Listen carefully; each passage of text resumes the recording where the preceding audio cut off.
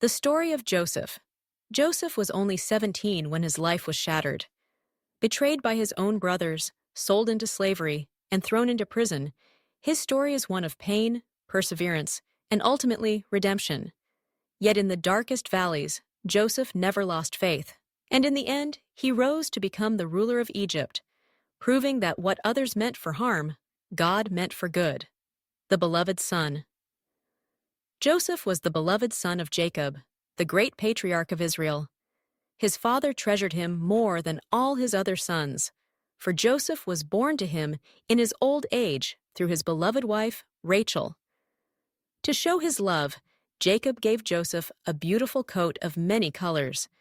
But this gift, instead of uniting the family, stirred jealousy. His brothers hated him. Joseph also had dreams that revealed his destiny. In one dream, 11 sheaves of grain bowed to his sheaf. In another, the sun, moon, and stars bowed before him. When Joseph shared these visions, his brothers grew furious. "Will you truly reign over us?" "Nay," they mocked. Betrayal and slavery. One day, Jacob sent Joseph to check on his brothers as they tended sheep in the fields. When they saw him coming, their jealousy boiled into hatred. "Here comes the dreamer." "Eh, dreamer," they said, and they conspired to kill him. But Reuben, the eldest, pleaded for his life. Instead, they stripped Joseph of his coat and threw him into a dry pit.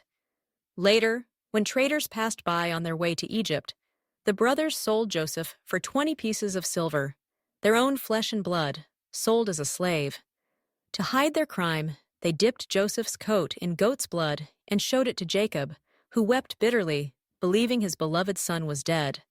From slave to prisoner. In Egypt, Joseph was sold to Potiphar, captain of Pharaoh's guard. Though a slave, Joseph's integrity and wisdom earned him favor. Soon, Potiphar entrusted him with his entire household. But Potiphar's wife grew jealous of Joseph's strength and beauty. Day after day, she tried to seduce him.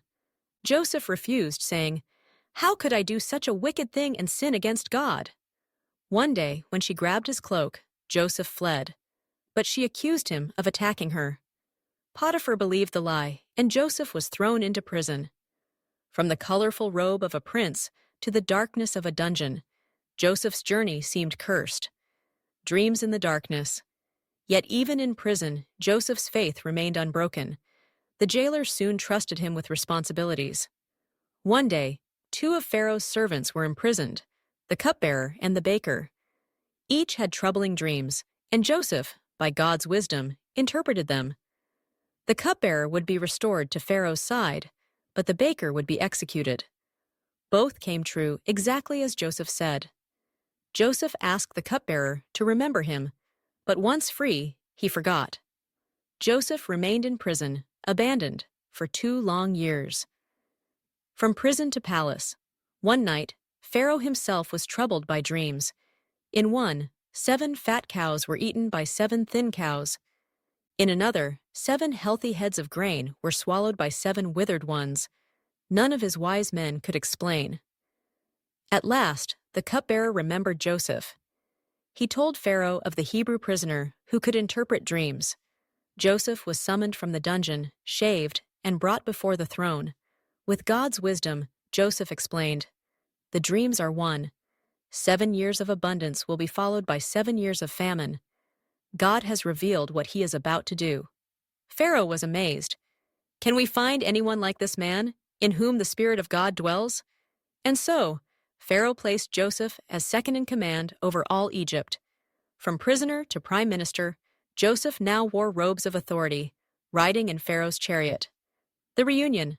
When the famine struck, it spread far and wide, even to Canaan, where Joseph's brothers lived. Desperate for food, they traveled to Egypt, not knowing their brother now ruled the land. When Joseph saw them, he remembered his dreams. After testing their hearts, Joseph could no longer hold back his tears. He revealed himself. "I am Joseph, your brother, whom you sold into Egypt. But do not be afraid. What you meant for evil, God meant for good, to save many lives." He embraced them, and the family was restored. The lesson. Joseph's life is a story of betrayal, suffering, and triumph. He endured hatred, slavery, false accusations, and years in prison. Yet through it all, he trusted God. And when his moment came, he rose to power and used it to save nations. His story reminds us, no matter how dark the pit, no matter how long the prison, God can turn pain into purpose. What others mean for harm, he can transform into good.